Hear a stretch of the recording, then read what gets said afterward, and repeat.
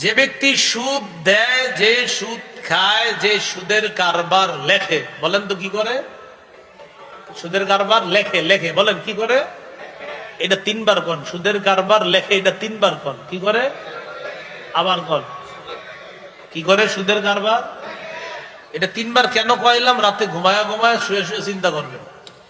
এক নাম্বার যে সুদ দেয়, দুই নাম্বার যে সুদ খায়, তিন নাম্বার যে সুদের কারবার লেখে, চার নাম্বার যে সুদের সাক্ষী দেয়।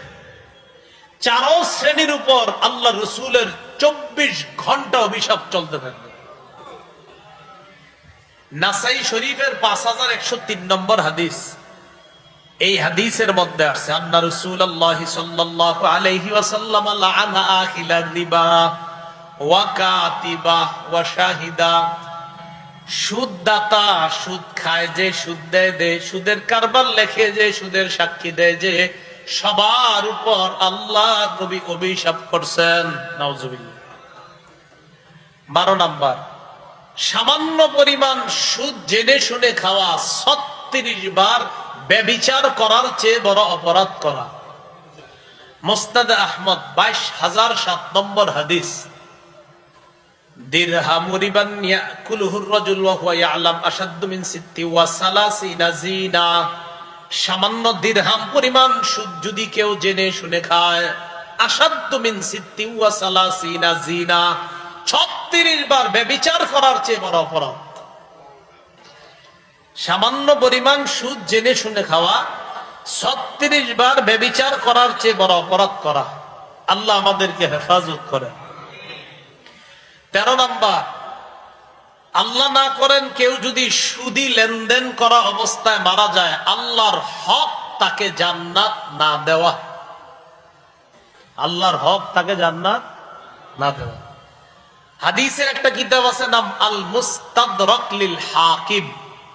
এই কিতাবের 2260 নম্বর হাদিস।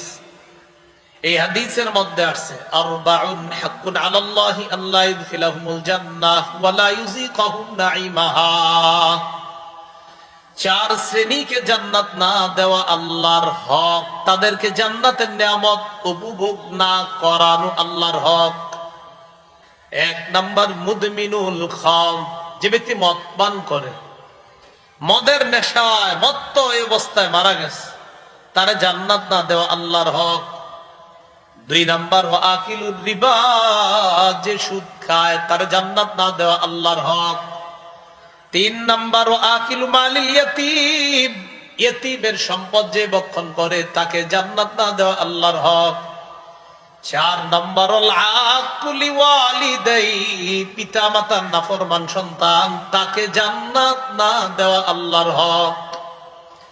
শরাব পান করে, সুদ খায়, এতিমের সম্পদ ভক্ষণ করে, মা বাবার নাফরমান সন্তান, এই 4 শ্রেণীকে জান্নাত না দেওয়া আল্লাহর হক। আল্লাহ আমাদেরকে 4টা অপরাধ থেকে বাঁচার তৌফিক দান করেন।